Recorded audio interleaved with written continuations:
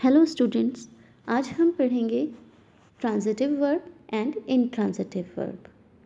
Main verb को object या कर्म के आधार पर दो भागों में बांटा जाता है, ट्रांजिटिव और इनट्रांजिटिव, यानी सकर्मक क्रिया और अकर्मक क्रिया।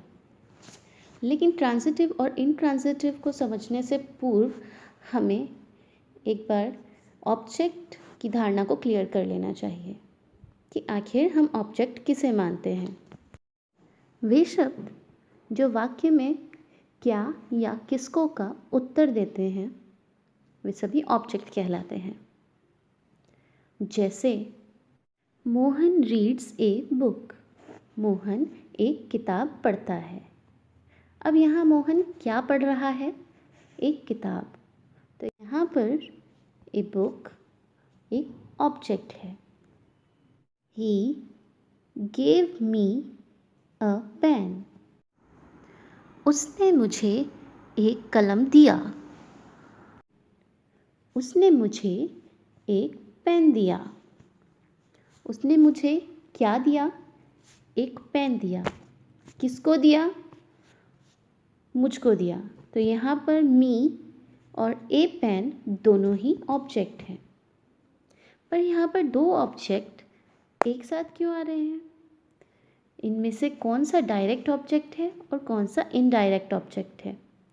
इसका पता लगाने के लिए हम ध्यान देंगे कि जब दो ऑब्जेक्ट्स का यूज़ किया जा रहा है, डायरेक्ट और इनडायरेक्ट का, तो उनमें से जो वस्तु सूचक ऑब्जेक्ट होगा वो आपका डायरेक्ट ऑब्जेक्ट होगा और जो व्यक्ति सूचक ऑब्जेक्ट होगा वो इनडायरेक्ट ऑब्जेक्ट होगा। अब हम ट्रांजिटिव और इनट्रांजिटिव वर्ब के बारे में पढ़ते हैं। Transitive verb, the verb used with an object is called a transitive verb. जिस क्रिया के बाद कर्म का प्रयोग हुआ हो उस क्रिया को सकर्मक क्रिया यानी कि ट्रांजिटिव वर्ब कहते हैं। या हम कह सकते हैं it takes object to clear its meaning.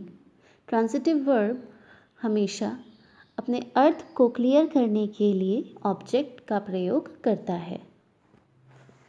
उदाहरण देख लेंगे।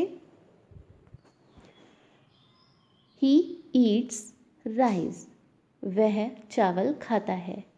ईट्स यहाँ पर हमारा वर्ब है और उसके तुरंत बाद राइस आया है और इससे हमें ये बात साफ पता चल रही है कि वह क्या खा रहा है?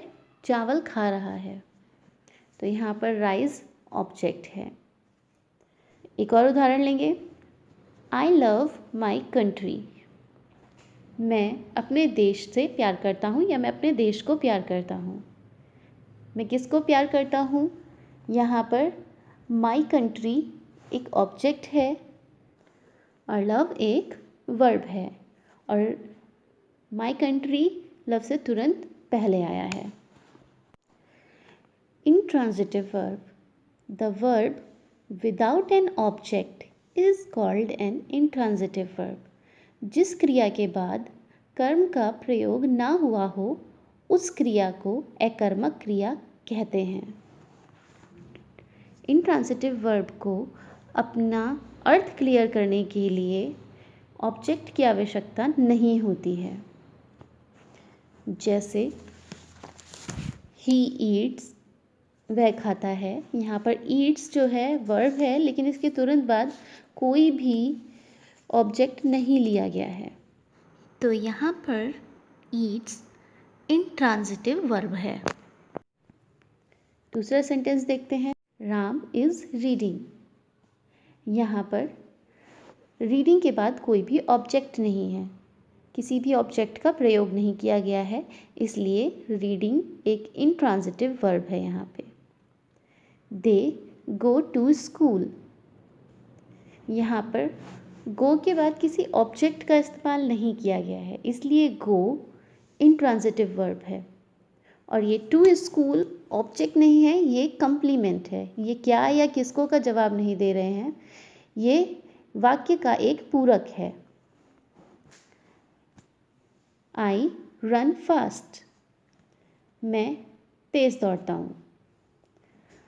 यहाँ पर रन वर्ब है और इसके आगे कोई भी ऑब्जेक्ट नहीं है। यहाँ पर फास्ट एक एडवर्ब है, तो रन हमारा यहाँ पर इंट्रांजिटिव वर्ब है।